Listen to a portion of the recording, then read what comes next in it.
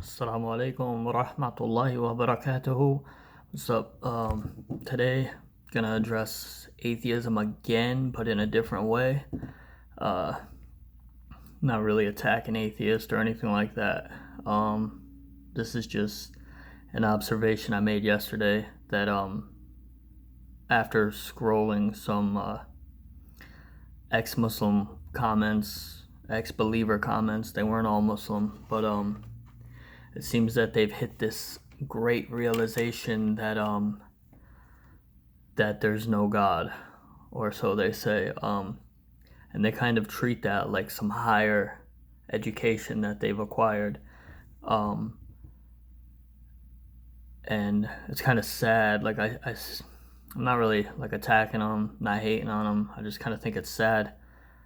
Um, from from their point of view, they've reached atheism is something to be reached.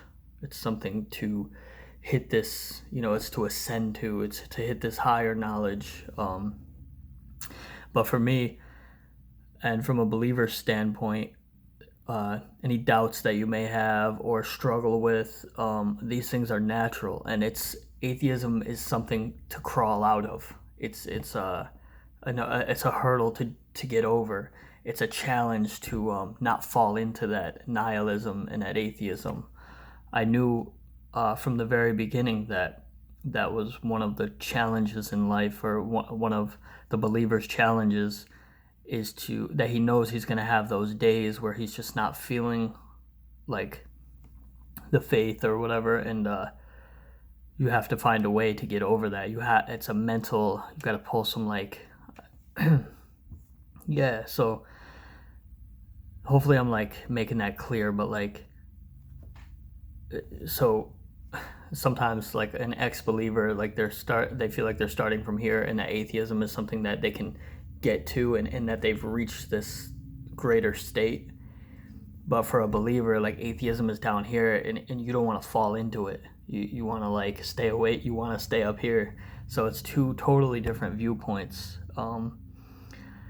And there's several of these quotes going around, but there's different versions.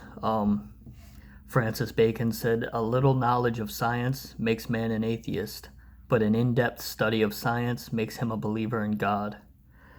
And Werner Heisenberg, the father of quantum physics, said, "The first gulp from the glass of natural sciences will make you an atheist, but at the bottom of the glass, God is waiting for you." And there was another one. This is another. I don't know if this is the same quote, but somebody reworded it from Francis Bacon. "It is true that a little philosophy inclineth man's mind to atheism, but depth in philosophy bringeth man's mind about to religion." I'm not going to get into that, because Ibn Taymiyyah rahimahullah said that there are no philosophers upon right guidance, so I'm not endorsing that, anything like that. So, but yeah, I don't think I've ever really been an atheist. I can't say that I've ever come from that background. Maybe more agnostic, but I can't convince myself that my mind cannot go that far back, or my mind can't go that low, I guess, to look around and be yeah, there's nothing. It says in the Quran, it says something like this in the Quran. It says, just as real as we are talking to one another, that is the reality of the hereafter and God. Don't quote me. I don't like paraphrasing at all. That's why I always say something but why do you think it's obligatory to seek knowledge on every able-minded adult? It's obligatory to seek knowledge. Knowledge is not going to lead you away from God, and if it does, why do you think there's the dua for, Allah grant me beneficial knowledge, and not knowledge that's going to be of no benefit to me? Because knowledge can be a double-edged sword. All depends on how you're approaching it. For me, I used to I used to couple Islam with science, and I would be like, oh, this is like. There's a lot of things that I don't believe in anymore that the science community endorses. I'm not going to get into that right now because it gets tiring getting called an idiot and moron and stuff like that, but it is what it is. But yeah, I remember I used to use like science and the knowledge and stuff like that, like, because that's what really solidified my faith was like, man, this complex world that we live in. There's microorganisms, and then you got like I mean it's incredible. The more you look at it, the more like subhanallah, like what a Lord we have.